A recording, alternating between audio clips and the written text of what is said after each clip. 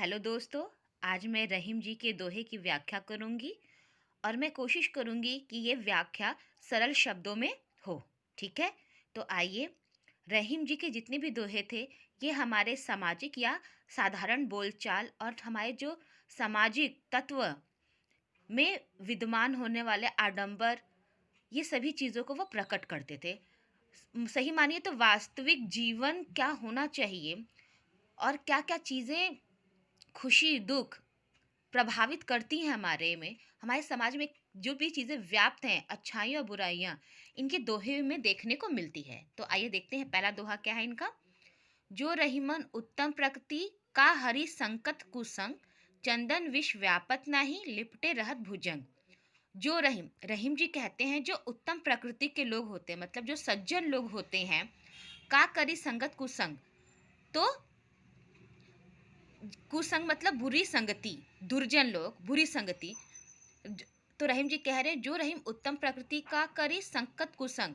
जो व्यक्ति अच्छे गुणों वाला है, सज्जन व्यक्ति है, अच्छा इंसान है, जिसके अंदर गुणों का भंडार है, वह क्या करेगा? वह यदि कुसंग मतलब बुरे लोगों के साथ या दुर्जन लोगों के साथ रहता भी है तो क्या कर लेगा, क्या हो जाएगा? अर्थात जो व्यक्ति सज्जन है, यदि बुरे इंसान या बुरे व्यक्ति के साथ रहता है तो क्या हो जाएगा? कुछ नहीं होगा। चरण विष व्यापत नहीं लिपटे रहत भुजंग। चंदन का वृक्ष जैसा कि आप सभी जानते हैं, चंदन का जो वृक्ष होता है बहुत सुगंधित वृक्ष होता है। भुजंग मतलब सांप। तो आप चंदन के वृक्ष में, जो कि एक सुगंधित वृक्ष है, एक मूल्यमान मूल्यवान वृक्ष है, तो इसकी खुशबू इतनी ज़्यादा फैलती है कि जो सांप होता है, जो विष से धरा हुआ है, जो विष से पूरा भरा होता है, वह चंदन के चारों, उसकी सुगंधता देखकर उसके चारों ओर लपेटा लपेटा रहता है, उसके चंदन के पेड़ पर चिपका रहता है। लेकिन फिर भी चंदन विष व्यापत नहीं लिपटे रहत भुजंग। तो चंदन के जो गुण है, उसकी खुशबू प्रदान करने का जो गुण है, वह कभी नहीं खत्म होता है। इतना विष धरा सांप, जो कि उसके अंदर विष ही विष है, दुर्जनी है। सब लोग कहता है ना कि सांप को दूध पिलाओ और सांप डस लेता है, तो सांप को हमेशा दुर्जन की प्रवृत्ति में रखा गया है। तो वह उसके चंदन के वृक्ष में दिन रात लिपटा हुआ रहता है, तो भी वह चंदन की सुगंध को खत्म नहीं कर देता है। तो इससे तात्पर्य यह है कि जो सज्जन लोग होते हैं वह बुरी संगति के लोगों के साथ रहते हुए भी अपनी अपनी अच्छाई नहीं छोड़ते हैं। जैसे सांप चाहे कितना जैसे चंदन का वृक्ष चाहे सांप कितना भी इसके पास लिपटा रहे, लेकिन उसका जहर चंदन पर कोई भी प्रभाव नहीं डालता है। अब दूसरा देखते हैं। रहीमन प्रीत सराहिए मिले हो संग धून, जो जर्दी हरदी तजे तजे सफेदी चून। रहीमन प्रीति, रहीम जी प्रेम की सराहना करते हैं। रहीम जी प्रेम को बढ़ाते हैं, उसकी प्रशंसा करते हैं कि प्रेम हमारे जीवन का आधार है। मिले हो रंगदून, जहाँ हमें प्रेम मिलता है वहाँ हमारी खुशियाँ रंग दूनी, मतलब कि उसका रंग और दुगना हो जाता है। दून मतलब दुगना। जो जर्दी हरदी तजे दजे सफेद चून, ठीक उसी तरह जैसे हल्दी और सफ़ेदी जब मिलते हैं, चूना और हल्दी जब मिलते हैं तो लाल रंग हो जाते हैं। तो हमेशा जब दो लोग मिलते हैं और दोनों लोग के गुण आपस में मिलकर एक तीसरा रंग बनाता है, एक प्रेम रूपी रंग बनाता है, तो उसकी जो चमक होती है वह दुगनी हो जाती है। इसलिए हमें जहाँ भी होना चाहिए प्रेम को बढ़ावा देना चाहिए। जब प्रेम कैसे, जब दो लोगों में प्रेम बढ़ेगा तो जाहिर सी बात है हर खुशी हर प्रसन्नता दुगनी हो जाएगी। अब क्या है। टूटे सूजन मनाइए जो टूटे 100 बार, रहीमन फिरी फिरी पोइए टूटे मुक्ता हार। टूटे सूजन मनाइए।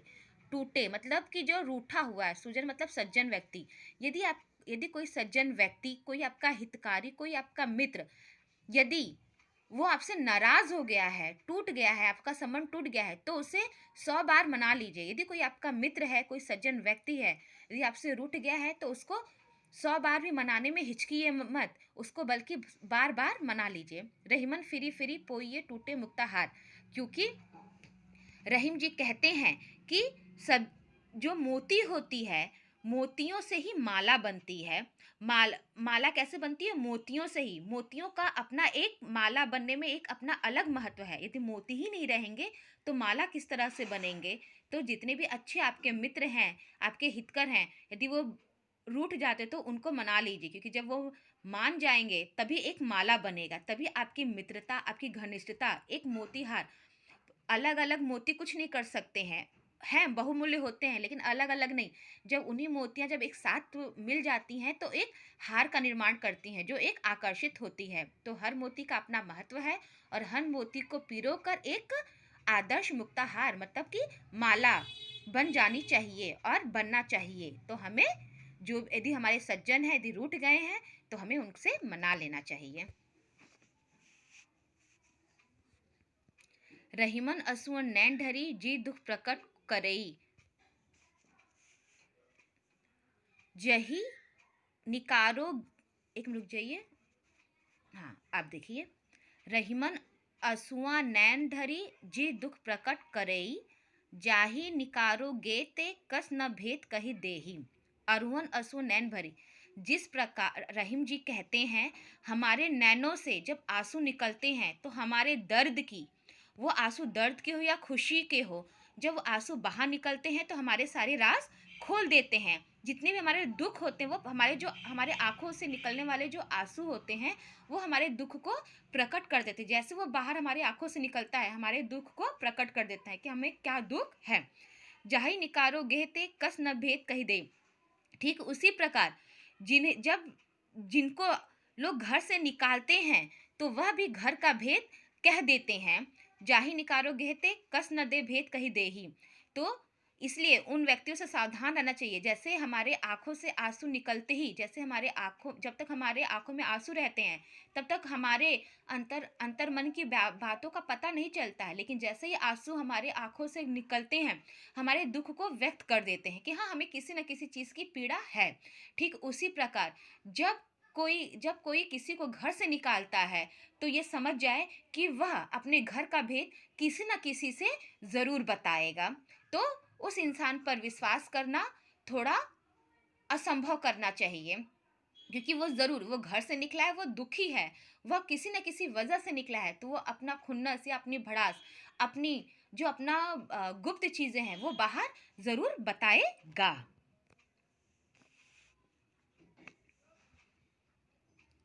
कही रही कही रहीम संपत्ति सगे बनत बहुत बहु रीति, विपत्ति कसौटी जे कसे तही सोचे मीत। कही रहीम संपत्ति सगे बनत बहुत रीत। रहीम जी कहते हैं, जब आपके पास संपत्ति आती है, धन आता है, वैभव आते हैं, वैसे वैसे आपके सगे संबंधी भी बढ़ते चले जाते हैं।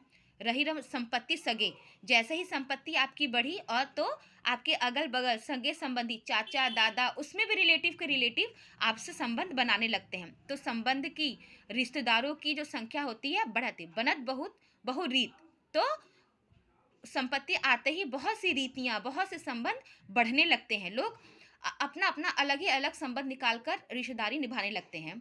विपत्ति कसौटी जे कसे तही साचे मीत।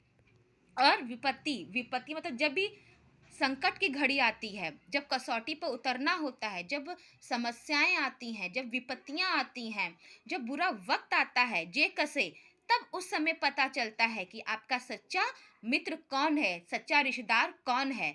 तो हमें सच्चे मित्र की पहचान कब होती है? हमें सच्चे मित्र, सच्चे रिश्तेदार, सच्चे भाई बंधुओं की पहचान तब बुरे वक्त में ही होती है। तभी पता चलता है कौन अपना है, कौन पराया है। भले कितना भी सगा इंसान क्यों ना हो, यदि वो कब पता चलता है कि वो मेरा मित्र है या वो मेरा भाई है, बंधु है?